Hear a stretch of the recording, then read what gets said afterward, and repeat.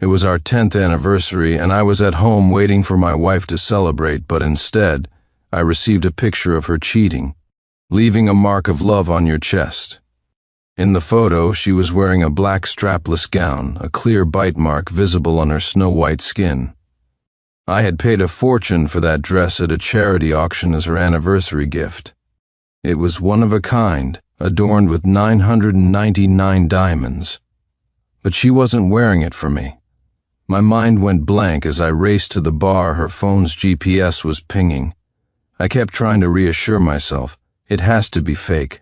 It's not real. She said she'd love me forever. But when I found her, she said dismissively, "Oh, that? Ethan lost a bet, and this was his dare. As his boss, I can't let my employee go back on his word, can I? Don't worry, honey. If there were anything between us, it would have happened long ago. He's been with me for 10 years. Chapter 1. Her words left me speechless. Ethan Miller also swore an oath. Mr. Clark, rest assured I have absolutely no improper thoughts about your wife. Tonight was a celebration. I lost a game, and Miss Sinclair was just gracious enough to let me follow through with the dare. A colleague behind them chimed in. That's right, Mr. Clark. Don't take it to heart. This is the success party for our project. Miss Sinclair and Ethan were just letting loose a bit. But there's really nothing going on between them. We can all vouch for that. In that moment, it was as if I were nothing more than a jealous, nagging husband. And yet Ethan's hand was resting shamelessly on my wife's slim waist. The words caught in my throat. This wasn't the first time something like this had happened, but she always had an excuse, a reason to smooth it over. My hands hanging at my sides, clenched into fists, my nails digging painfully into my palms. My wife, Victoria Sinclair, grabbed my hand and swayed it back and forth. Honey, since you're here, why don't you join us? I had never been able to refuse her anything. Even with a thorn piercing my heart, I agreed. The dice cup shook, stopped, and was lifted. I had the lowest roll. The people in the private room started jeering. Ha ha ha, Mr. Clark. You lose who knew we'd get the chance to give the high and mighty Mr. Clark a dare? They fanned out a deck of dare cards for me. I pulled one out at random and glanced at it for a few seconds. Then, I calmly stood up. Before anyone could figure out what I was doing, I grabbed a beer from the table, walked over to Ethan, and poured it over his head. I took out my phone and snapped a picture of his pathetic, dripping state. I let out a soft laugh. Do you all really think I'm an idiot? What kind of dare requires you to take a bite out of my wife's chest? Seeing the fury in my eyes, they all fell silent. Then I slammed the beer bottle down on the table. The sound of shattering glass echoed as I roared, "Let's play. Why has everyone stopped playing? Is it not fun anymore?" Victoria was the first to react, shoving me aside. She took the designer shawl I'd bought her for thousands of dollars and started drying Ethan's hair with it. "Sincere Clark, this is a public place. What are you doing?" Seeing my wife shield her male assistant without a moment's hesitation, a wave of pain washed over me. I knew that anxious look all too well.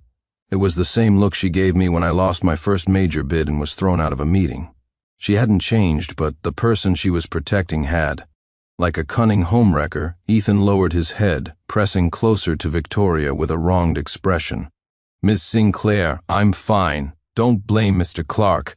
Then, feigning weakness, he leaned into her arms and shot me a provocative glance. "Mr. Clark, please don't be angry. Miss Sinclair and I were just playing a game. We have a completely innocent relationship." I sneered. "I was just playing a game, too. The dare I drew was to pour water on your head." Victoria yelled at me. "Sincere, there's no dare card for personal attacks like that. Apologize to Ethan right now." Chapter 2. That made it the 101st time. The 101st time she'd lost her temper with me over Ethan Miller. I was the one being cheated on, yet she felt no guilt. Instead, she demanded that I be the one to back down. How utterly laughable. I was so tired of this marriage. Tilting my head back, I downed the rest of my drink in one gulp and said coldly, "I did nothing wrong. Why should I apologize?" I grabbed my suit jacket and headed for the door. I hadn't taken 2 steps before Victoria grabbed my arm. "Sincere, it's our anniversary. The colleagues are all watching." I laughed coldly to myself. So she did remember it was our anniversary. What she didn't know was that I'd been waiting for her to come home for dinner, reheating the food over and over a dozen times. She continued, "Do you really want to make such a scene in front of the entire company? I'm doing this for your own good. Otherwise, people will say you're throwing your weight around. It's just an apology to Ethan. It won't kill you, Ethan. Always Ethan." She couldn't seem to form a sentence without his name in it. I shook her hand off me. "Don't touch me. You're dirty." Then I slapped her across the face. The entire room fell silent. Only Ethan spoke up, his voice dripping with false concern. "Mr. Clark, if you have a problem, take it out on me. You're misunderstanding Miss Sinclair." He then announced to everyone, "Mr. Clark, you've got it all wrong.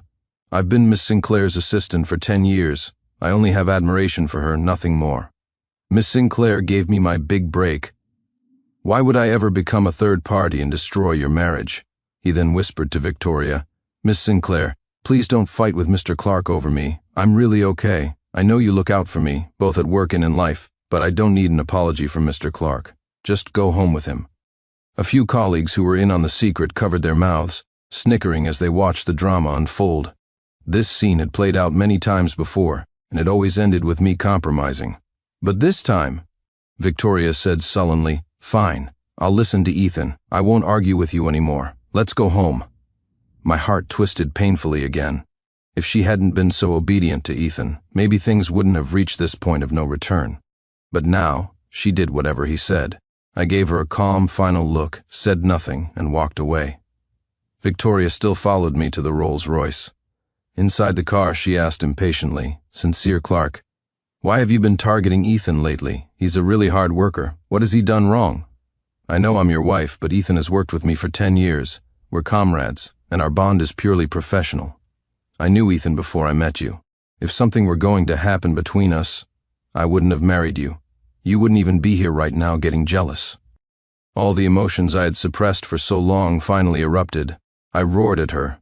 "Yes, I'm jealous, but that's because I can't stand it anymore. You were my wife, so why is your heart always on the side of an employee?" Chapter 3. Staring out the car window, I struggled to calm myself. "Victoria, is there really nothing going on between you two? He makes one phone call, says he's been drinking, and you leave my hospital bedside to run to him. You remember everything. He likes to eat, but you forget that I'm allergic to alcohol. When you had to entertain clients, I was the one who took drink after drink for you. There were so many other things, but I didn't have the strength to say them." I closed my eyes, and a single tear traced a path down my cheek. After a deep sigh, I said, "Victoria, we're finished. Let's get a divorce." There was no response. When I turned to look at her, she was already passed out from the alcohol. Back at home, I pulled out thousands of photographs, proof of the love we once shared. Now, they were just a bitter irony. I tore them up until 3 in the morning. Then I called my lawyer. "Draw up the divorce papers and send them over tomorrow." The next day, Victoria acted as if nothing had happened. She sat at the dining table, smiling foolishly at her phone. She looked just like a 17-year-old girl in the first flush of love. When she saw me come downstairs, her tone was gentle. "Honey, Ethan and I are going to inspect a project site today, so I won't be home for dinner." I stopped in my tracks. She'd forgotten again. Our 10th wedding anniversary. It was an easy date to remember, but every year, it was like she had amnesia. I had expected it, but it still stung. I opened my mouth to say something, but in the end, only a single word came out, "Okay." She was completely oblivious to my turmoil, her entire focus on the person on the other end of her phone. Back in my study, I saw that her personal laptop was open. As if possessed, I walked over to it. I opened the screen, and the first thing I saw was a picture of her and Ethan, their lips pressed tightly together. The photo was a dagger in my heart. There was a folder labeled "My Sweetheart." Inside were over 10,000 photos of Ethan, posing in all sorts of ways. She had never kept a single photo of me on her phone. I thought she just wasn't the type to take pictures. It turned out she was. I just wasn't the one she treasured. Then there were the chat logs with her best friend, Chloe, where she complained about me. "I told you Ethan Miller was better than Sincere Clark. A man with a low sperm count can't compete with a young, virile guy like Ethan. Just find a way to make him leave with nothing. Why give up the whole forest for a single tree?" An icy chill spread through my body. So that was it. All her nitpicking was a strategy to find fault with me, to make me the one to blame for the marriage failing. I opened the last file. Its contents made my vision go black. Unconditional transfer of 10 of company shares to Mr. Ethan Miller, Chapter 4. The company I had built from the ground up, and she had just casually given away 10% of it to another man, without even telling me. Anger, grief, a dozen conflicting emotions warred in my mind. Hearing footsteps outside, I quickly copied all the evidence. She put the laptop in her bag, completely unaware. She wrapped her arms around my waist from behind. "Honey, you have breakfast by yourself, okay? I can't keep Ethan waiting downstairs for too long." But she was the one who had once promised that no matter how busy we got, we would always have breakfast together. She'd forgotten that too, I said calmly. "This project is too big for the company. I'll join you." She froze. "You haven't been involved in a company project for a long time. You might not be used to it." She had said she wanted to run the company to prove herself, so I had stepped back without a word, focusing on being a stay-at-home husband for her. As she was leaving, I grabbed her hand. "Tori, don't you remember what day it is today?" It was my final attempt. She looked confused. "It's not your birthday yet."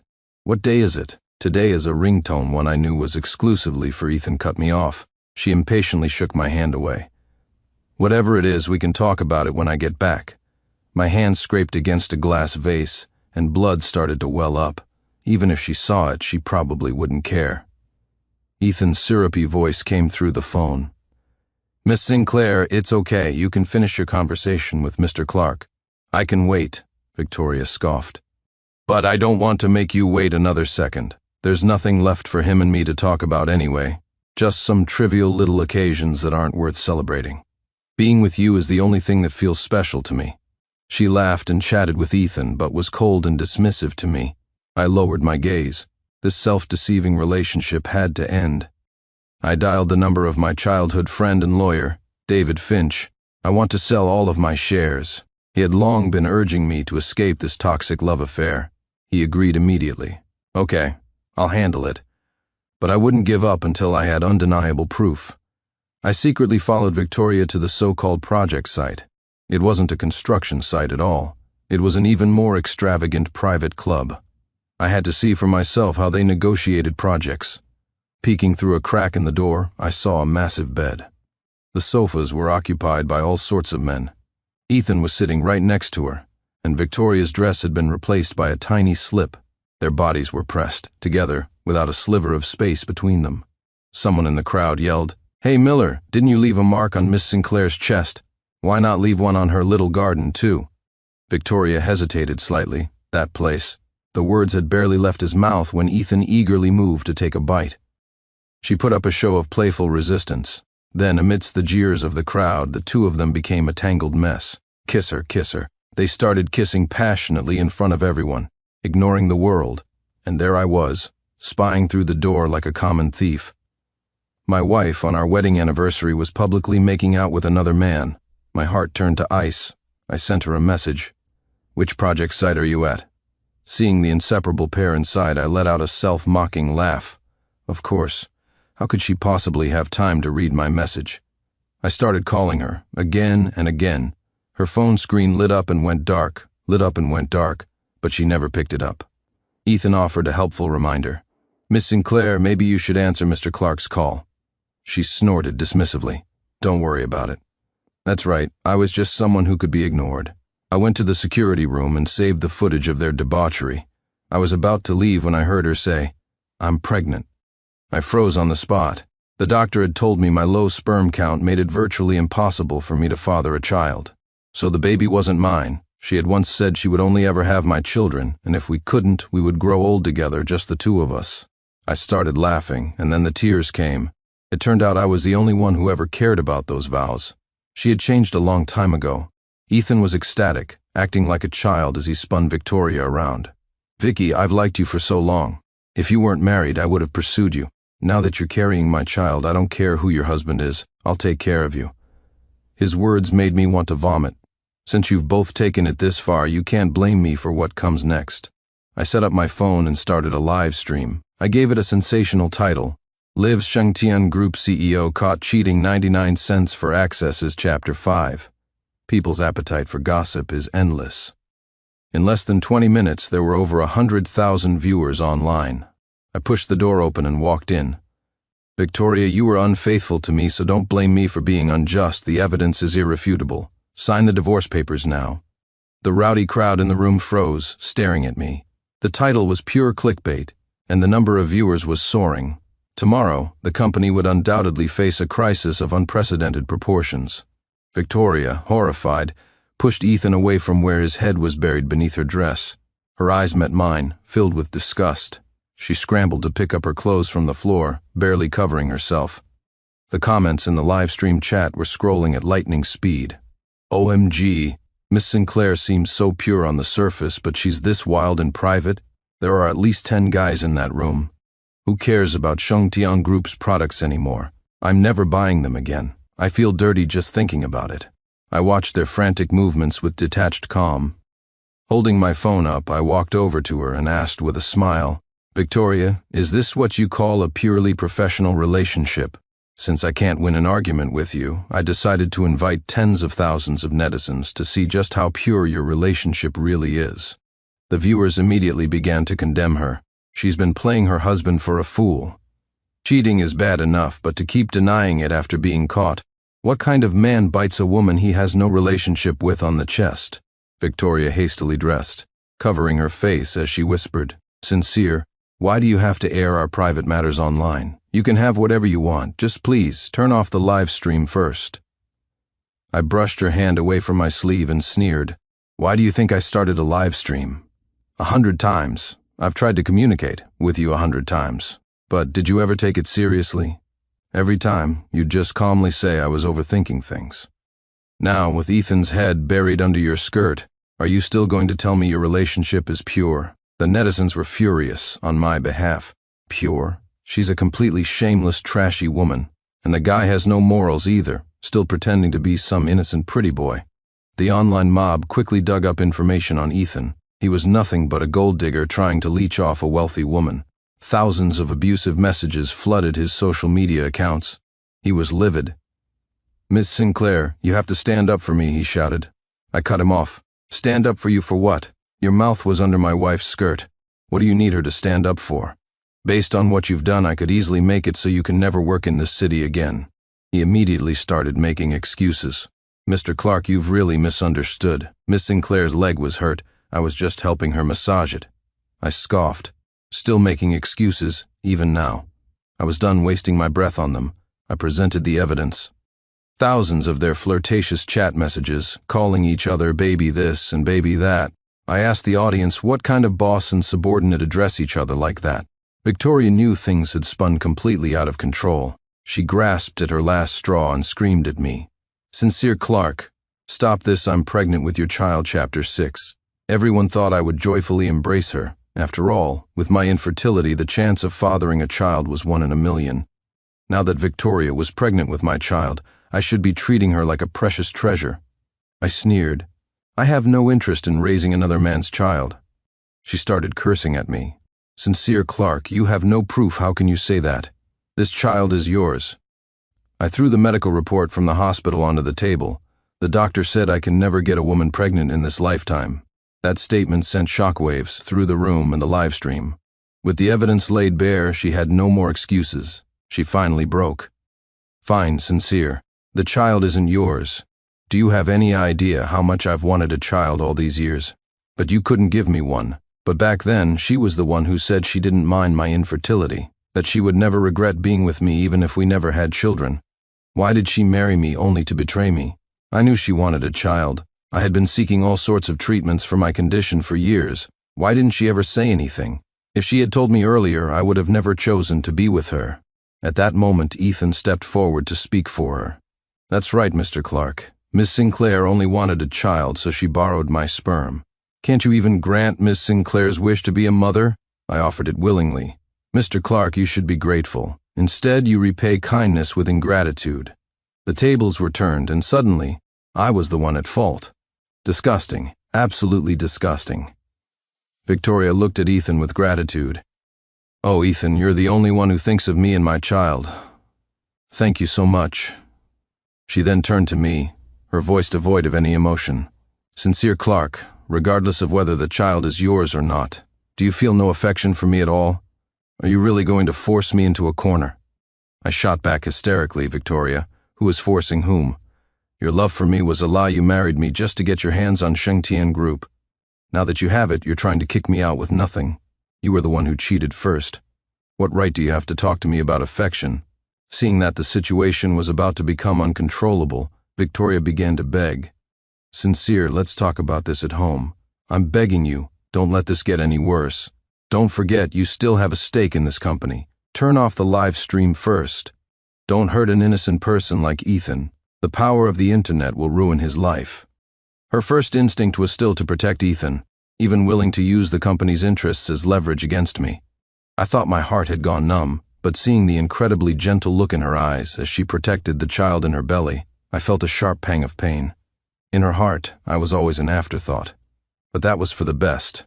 Now I wouldn't have a single shred of reluctance.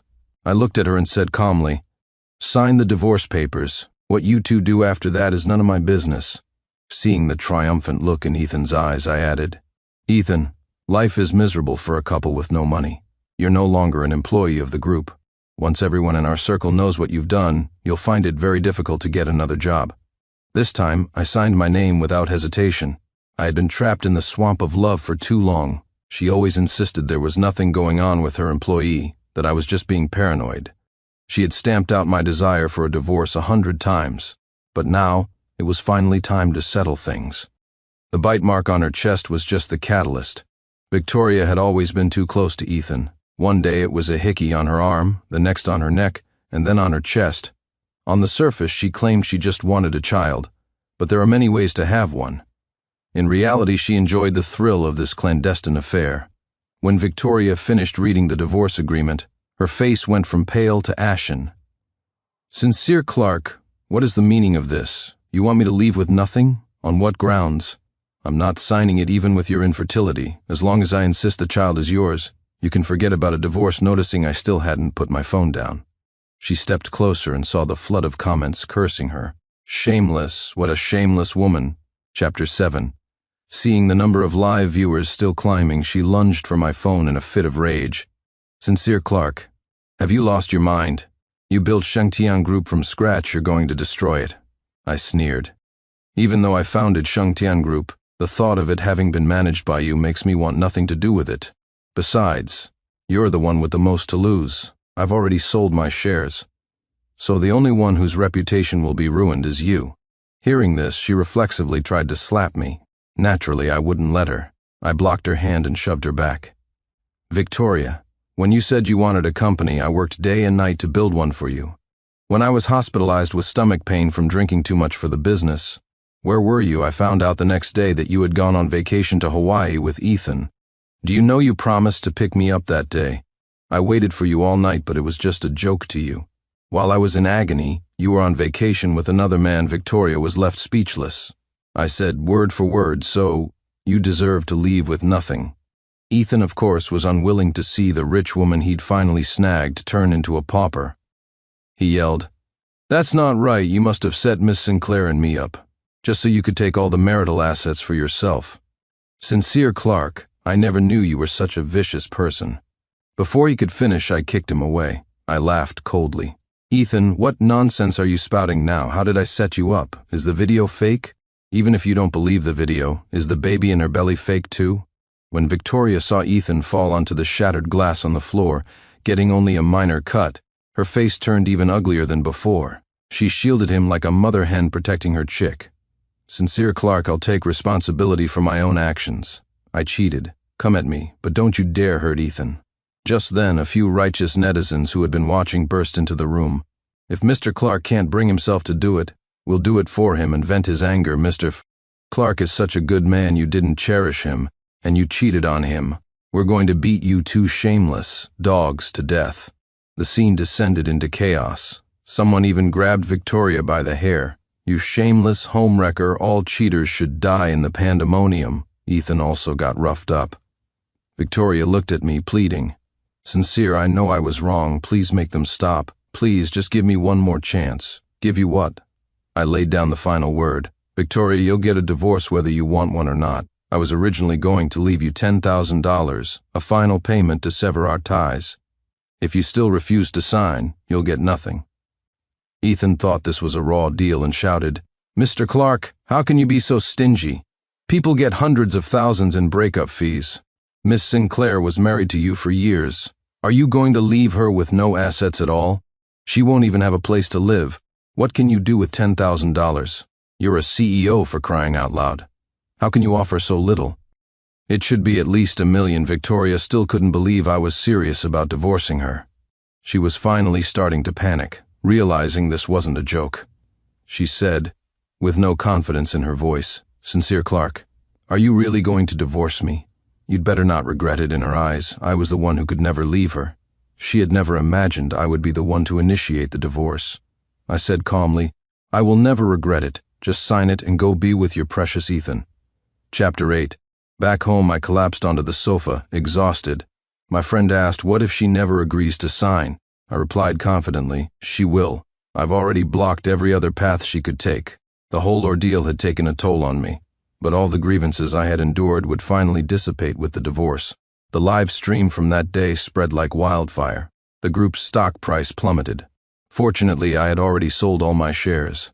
Within 3 days, the company was acquired by a competitor, and both Victoria and Ethan were kicked out. My friend told me about the scene that day. The once glamorous Victoria Sinclair was begging at the company's entrance, pleading not to be forced out. A major shareholder told her, "The company has suffered significant losses, both overt and hidden, under your management these past few years. All the deficits you created were secretly covered by Mr. Clark. Now that you and he are divorced, it's time for you to leave." Victoria said defiantly, "Your word means nothing. Sincere is just angry with me right now. When he calms down, you'll all be sorry." Just as she finished speaking, an assistant ran in frantically. "Miss Sinclair, bad news, a summons just arrived from the court." The shareholder mocked her. "Miss Sinclair, you are no longer welcome in this company." Victoria left, utterly dejected. The woman who had once been the queen of the company could never set foot inside it again. She still refused to sign the divorce papers. On the day of the court hearing, she knelt before me in public. "Sincere, I was wrong. I'm begging you, please withdraw the lawsuit. I'll be a good wife to you. Please, just give me one more chance." I shook off her hands as she clung to my leg. "Victoria, it's too late for all of this." Through her tears, she said, "Sincere, there's still a life inside of me. Please, don't make me leave with nothing." I took a USB drive from my pocket. "This contains the videos and evidence of your affair. When you betrayed me, did you feel even a sliver of guilt?" She cried, "Sincere, I really know I was wrong. If you don't want the child, my belly, I can get rid of it. You have infertility issues. No woman will want to be with you. But I'm different. I can stay with you forever." A slender woman stepped forward from behind me. "Who says so? I've admired Mr. Clark for a long time." I took the woman's hand in mine. I looked down at Victoria and said, like a demon, "I not only have videos of your affair, but I also have evidence of your tax evasion." The color drained from her face. "Victoria, if you had just signed the divorce papers obediently, none of this would have happened." She wanted to say more, but I turned and walked into the courthouse without a backward glance. I won the case. Victoria was left with nothing and was also sentenced to 10 years in prison. Unwilling to spend so much time behind bars, she tried to call in favors. But the wealthy socialites she thought were her good friends suddenly stopped answering her calls. After the last call went unanswered, she finally understood the coldness of human nature. She managed to arrange for Ethan to visit her one last time. "Ethan, you have to find a way to get me out of here." Seeing that her fate was sealed, Ethan's tone was no longer respectful. "Miss Sinclair, you must be joking. What could I possibly do?" Seeing his change in attitude, Victoria instantly realized that Ethan had never loved her. He only loved money and status. Unfortunately, she only understood this today.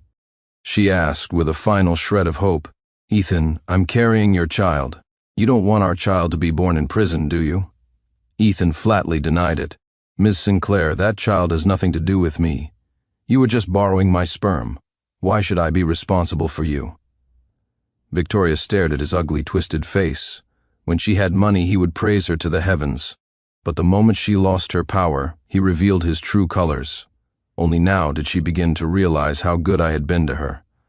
No matter what happened, I would never have let her suffer. I would have given her anything she wanted. She truly regretted it all. But she would have to spend her years of repentance in a prison cell. Later, Ethan couldn't find a job and ended up on the streets. They say that every woman he got involved with after that cheated on him.